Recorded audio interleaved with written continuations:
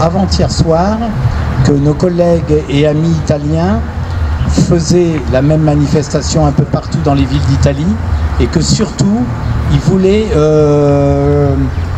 contacter un petit peu toutes les villes de France qui le souhaitaient, toutes les villes des autres pays pour faire une vidéo d'un petit peu de tout ce qui se passait dans les différentes villes et les pays différents. Et donc il y avait toute une manipulation à faire, on n'avait pas beaucoup de temps, il n'y avait plus qu'hier. Merci, excusez-moi. Donc Stéphane a fait le nécessaire, merci Stéphane, et on a réussi avec Stéphane à parler avec ces personnes d'Italie, dont il y avait une interprète qui parlait très très bien le français. Donc on a fait passer ce qu'on avait à dire, et notamment le témoignage d'Antoine Méchin, et on a décidé de garder nos coordonnées respectives pour, encore une fois, comme on l'a dit hier soir, constituer et surtout agrandir notre réseau, pas seulement en France, mais également à l'étranger. Voilà, et il y a une partie de ces Italiens qui seront jeudi, c'est déjà jeudi et vendredi prochain au Vegas avec nous. Voilà. Alors il y a une chose, je voudrais terminer parce que je viens de me rendre compte qu'il y a une chose qui m'embête. Oui, je viens de me rendre compte qu'il y a une chose qui m'embête beaucoup, alors à moins que j'ai pas une bonne vision, j'ai pas pris mes lunettes, mais normalement on a... alors, il y a d'autres panneaux qui sont partis, je voudrais bien qu'on regarde, Romain, je sais pas si c'est toi qui vas les avoir, mais j'ai eu la chance de côtoyer le papa, j'ai dîné un soir à Paris avec le papa de Maxime Belfrat, et c'était un homme qui était complètement brisé. Et il a perdu son fils en 8 jours de temps. Et c'est lui qui a créé l'association Verity, et qui est très soutenu par Alexandre Henriocode, le professeur Perron, etc. Et malheureusement, là, je ne le vois pas dans les panneaux. Donc j'espère que nous ne l'avons pas perdu. J'en ai une dizaine dans la voiture. Hein. Comment? J'en ai une dizaine dans la voiture. Hein. Bon, il faudrait vraiment regarder parce que ça, voilà. Ah, il n'y avait pas assez de main. Voilà, d'accord. Voilà. Alors on s'est rallié aujourd'hui avec un autre mouvement pour essayer que vous puissiez d'être unis tous ensemble pour vos futures actions et d'avoir une reconnaissance. Tout à fait. C'est pour se rassembler tous ensemble. Et puis vous savez que les Gilets jaunes, ils sont là pour toutes les bonnes causes. Donc voilà, il n'y a pas de petites ou de grandes actions, même si elle est petite, elle fera une grande action plus tard. Donc vraiment, on est là tous ensemble pour s'unir et pour aller plus loin. Et c'est vraiment dans cette détermination qu'on arrivera à faire les choses, qu'on arrivera à bouger les choses.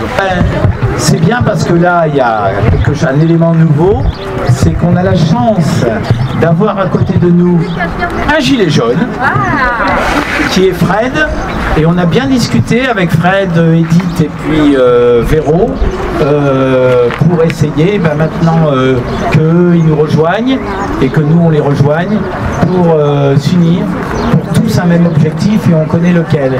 Comme je disais, même si les trajectoires sont différentes pour y parvenir, c'est tous ensemble qu'on y arrivera. Alors vous vous souvenez, on était déjà là le 10 décembre 2022 dans le cadre de Témoignons, changeons l'histoire.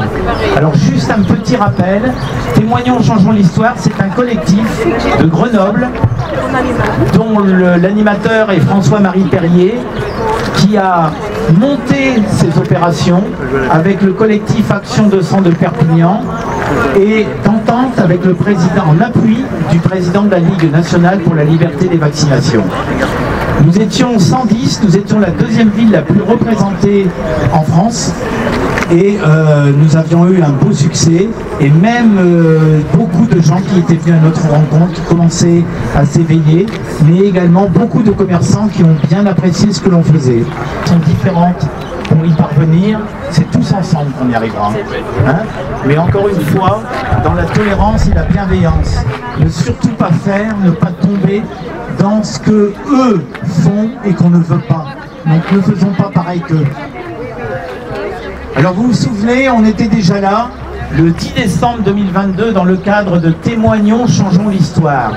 Alors juste un petit rappel, Témoignons, changeons l'histoire, c'est un collectif de Grenoble dont l'animateur est François-Marie Perrier, qui a monté ces opérations avec le collectif Action 200 de Perpignan et d'entente avec le président, en appui du président de la Ligue nationale pour la liberté des vaccinations.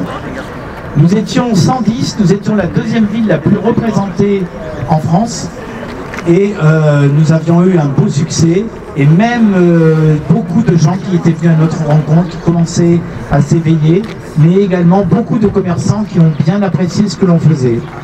Et bien aujourd'hui, c'est la continuité, sauf que ça s'appelle aujourd'hui la journée mondiale de témoignage sur les effets indésirables des vaccins Covid-19. Et donc là, c'est non seulement en France, mais également dans beaucoup de villes en Europe et à l'international. Quelques pays, l'Italie, qui est à fond dans cette journée, l'Espagne, l'Allemagne, l'Angleterre, mais également l'Inde, le Porto Rico, l'Argentine, etc. Beaucoup de pays qui s'éveillent de plus en plus à ce que nous vivons depuis maintenant plus de 2 ans et demi.